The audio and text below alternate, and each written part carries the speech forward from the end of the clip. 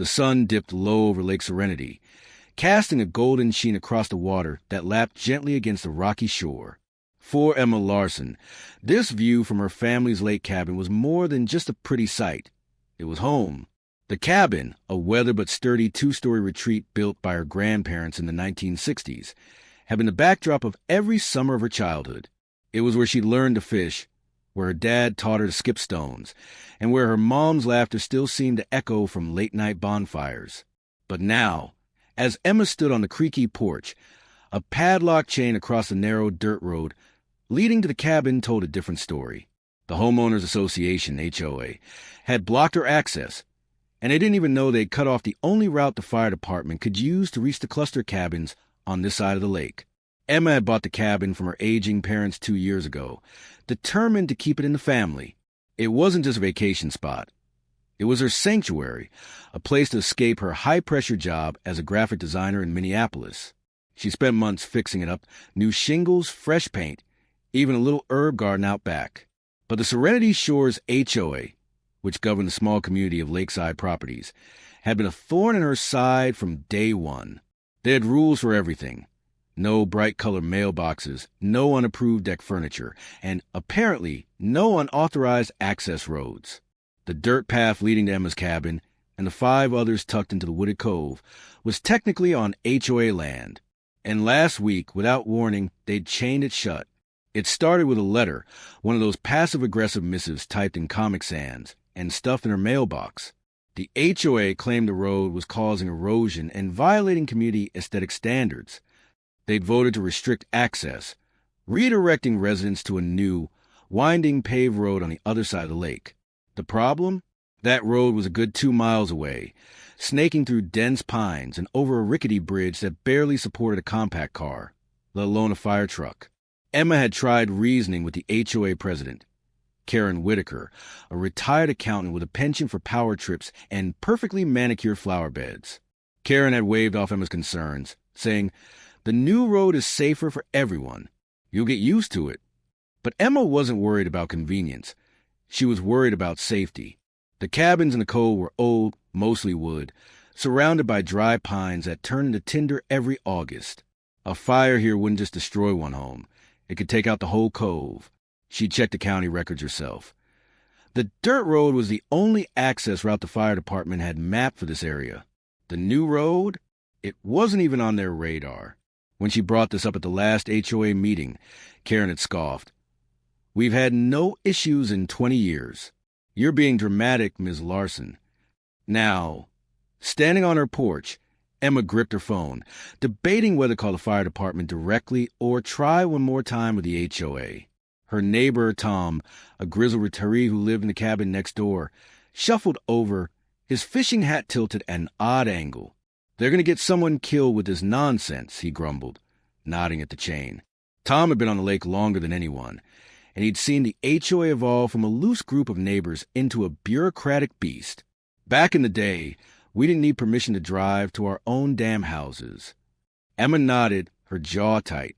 "I'm not letting this go, Tom. If they won't listen, I'll make them." She didn't know how yet, but the fire in her chest was burning hotter than any forest blaze. She wasn't just fighting for her cabin. She was fighting for the cove, for the memories, for the safety of everyone here. That evening, Emma gathered the other cove residents at her cabin. There was Tom, of course, with his endless stories of the good old days. Sarah, a young mom who used her cabin as a weekend getaway for her kids. And Javier, a quiet software engineer who bought his place last year for remote work. They sat around her oak dining table, the air thick with frustration. Sarah was worried about her kids. How could she get them out quickly if something happened? Javier, usually reserved, admitted he'd been researching local ordinances, trying to find a loophole. Tom just kept muttering about bolt cutters. Emma laid out her plan. First, they'd document everything. Photos of the chain, the road, the new routes and inadequacies. Then, they'd reach out to the fire department and the county to confirm the access issue. If the HOA wouldn't budge, they'd consider legal action or even go public. Javier suggested posting about it online, maybe rallying support from other lake residents. Sarah offered to draft a petition. The group was small, but they were united, and Emma felt a spark of hope. The next morning, Emma drove to the fire station in town, a squat brick building staffed by a mix of volunteers and full-time firefighters. Chief Reynolds, a no-nonsense man with a graying mustache, listened as she explained the situation. His face grew grim when she showed him a map. "That dirt road's our only way in," he said, shaking his head. "We can't get a ladder truck over that bridge. I'll write a letter to the HOA, but they've ignored us before." He promised to escalate it to the county, but Emma could tell he was skeptical about quick results. Back at the cabin, Emma found an email from Karen, doubling down. The HOA had hired an environmental consultant who confirmed the dirt road was unsustainable. The email ended with a veiled threat about fines for noncompliance. Emma's blood boiled. She wasn't just fighting bureaucracy. She was fighting for her home, her neighbors, and their safety. As she stared at the chain glinting in the afternoon sun, she knew this was only the beginning. She grabbed her laptop, opened a blank document, and started drafting a letter to the county. This wasn't over, not by a long shot. As Emma typed furiously on her laptop, the glow of the screen casting shadows across her cabin's cozy living room. The weight of the situation settled over her like a storm cloud. The Serenity Shores HOA's decision to chain off the dirt road wasn't just an inconvenience. It was a ticking time bomb. The fire department's confirmation that the block path was their only viable route to the cove had lit a fire under her, and she wasn't about to let Karen Whitaker and her clipboard-wielding cronies dismiss the safety of 6 families. But Emma knew she needed more than passion to win this fight. She needed strategy, allies, and a way to make the HOA listen without escalating things into a shouting match. The next day, Emma woke early, the lake shimmering under a pink dawn. She met Javier at his cabin, where he'd set up a makeshift command center on his dining table. Laptop open, maps spread out, and a stack of printed county ordinances. Javier had discovered something intriguing. A decades-old easement agreement that suggested the dirt road might legally belong to the Cove residents, not the HOA. The document was buried in the county's online archives, faded and barely legible. But it hinted that Emma's grandparents and the other original cabin owners had negotiated access rights when the lake community was first developed. "If we can prove this," Javier said, his voice steady but excited, "the HOA's chain doesn't mean squat." Emma's eyes lit up. "Let's dig deeper. If we can get the county to back us up, Karen's environmental consultant won't have a leg to stand on." They agreed to split the work.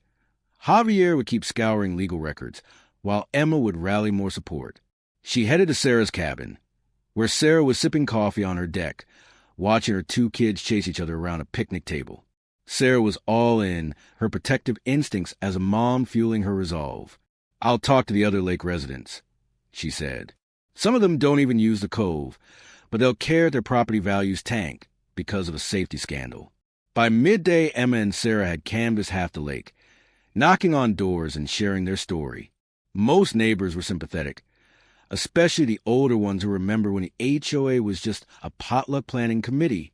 A few newer residents, loyal to Karen's vision of a pristine community, were skeptical, but Emma's photos of the chained road and the fire chief's letter started to sway them. One neighbor, a retired lawyer named Diane, offered to look over the easement documents. "If there's a case here," Diane said, adjusting her glasses, "I'll help you draft something airtight." That evening, the Cove crew reconvened at Tom's cabin, where the smell of grilled fish wafted from his ancient barbecue. Tom had been busy, too. He called an old buddy at the local newspaper, who was interested in running a story about the HOA's misstep. Folks love a good underdog tale. Tom said, cracking open soda, "Let's shine a light on this mess." Emma hesitated. Going public could escalate things, but it might also force the HOA's hand. She nodded, and Tom promised to set up a meeting with the reporter. As the group planned their next moves, a new wrinkle emerged. Javier had found a post on the lake's community forum, an anonymous user claiming the HOA was planning to sell a chunk of land near the cove to a developer. The dirt road's closure, they hinted, was no accident. It might be a step toward isolating the cove to make it less appealing for residents, paving the way for a buyout. The news hit like a thunderbolt. Emma's cabin wasn't just a refuge. It was her family's legacy. The thought of it being bulldozed for condos made her stomach churn. Determined to verify the rumor, Emma decided to attend the next HOA meeting scheduled for following week. She spent the days leading up to it preparing, gathering evidence, and practicing her speech. She wasn't just going to confront Karen. She was going to expose the bigger picture. But as the meeting loomed, she couldn't shake a nagging worry. What the HOA was one step ahead? What if they had more power or more secrets than she realized? On the morning of the meeting, Emma stood on her porch, staring at the chained road. A breeze rustled the pines, carrying the faint sound of a motorboat on the lake. She took a deep breath, feeling the weight of the fight ahead. This wasn't just about a chain or a road. It was about her home, her neighbors, and the future of the cove. As she grabbed her folder of documents and headed to her car, she knew the real battle was just beginning. The morning of the HOA meeting dawned crisp and clear, the kind of day that made Lake Serenity look like a postcard. Emma barely noticed the beauty as she drove to the community center, her folder of documents riding shotgun. Her heart pounded with a mix of nerves and determination. The easement papers, the fire chief's letter, and a stack of photos showing the chained dirt road were her ammunition. She'd rehearsed her speech a dozen times, but the rumor about the HOA's potential land sale to a developer gnawed at her. If it was true, this fight was about more than access. It was about the survival of the cove itself. The community center was a low-slung building with fake log siding, packed with folding chairs, and about 30 residents sipping coffee from styrofoam cups. Karen Whitaker stood at the front, her blazer crisp and her smile tighter than a drum. The agenda was predictable.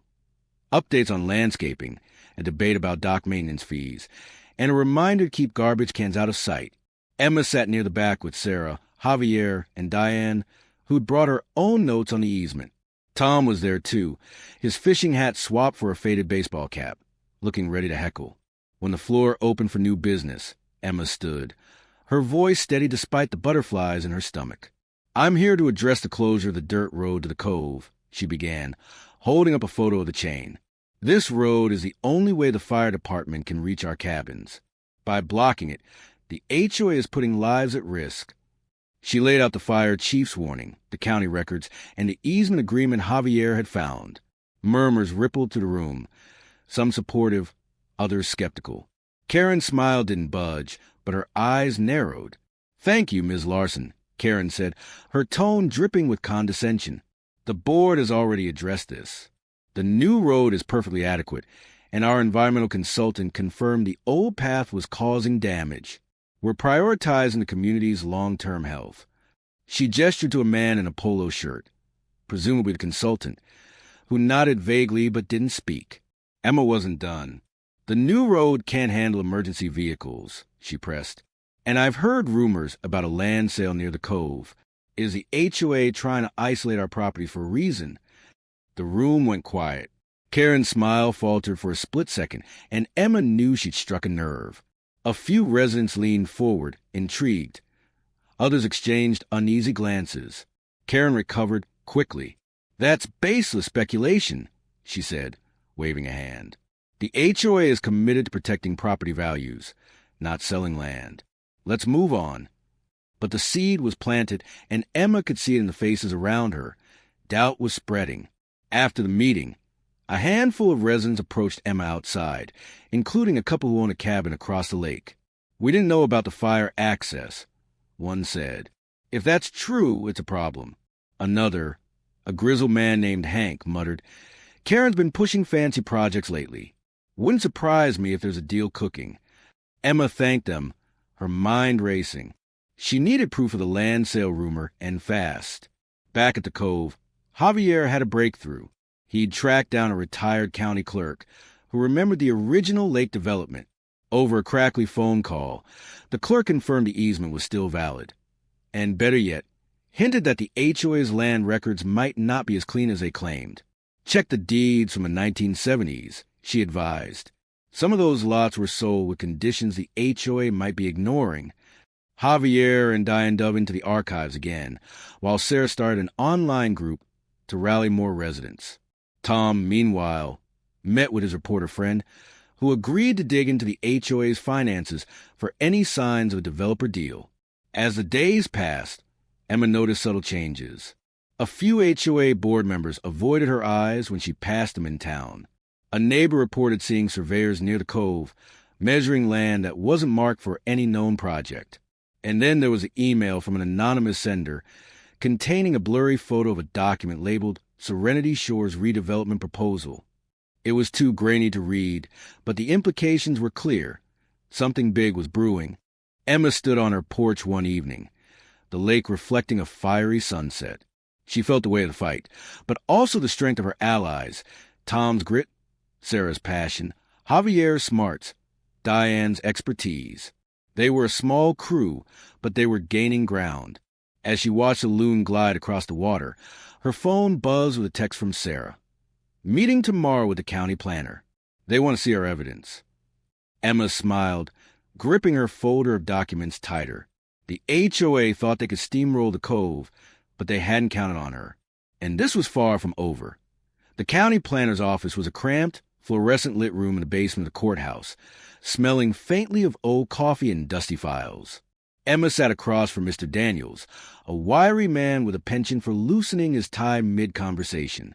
Her folder of evidence, easement documents, the fire chief's letter, photos of the chained dirt road, and now a printed copy of the blurry Serenity Shores Redevelopment Proposal email, was spread out on the table. Sarah sat beside her, fidgeting with a pen, while Javier and Diane had joined via video call, their faces glowing on Emma's laptop.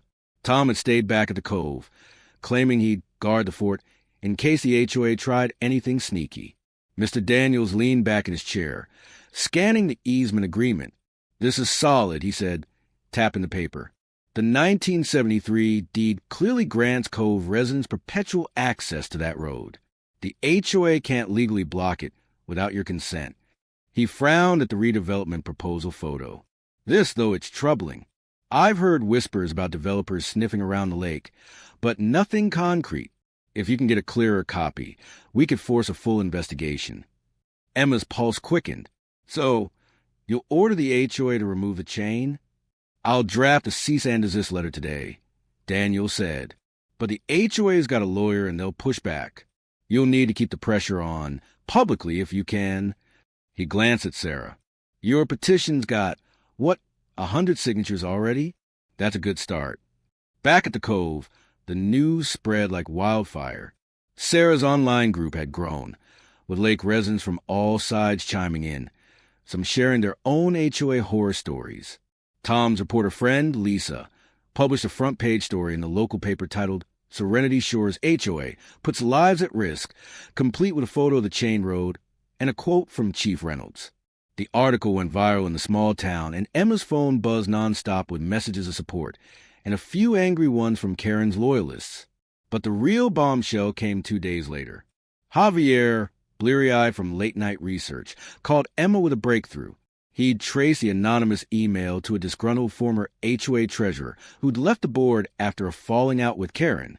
The treasurer, Ellen, agreed to meet at a diner in town.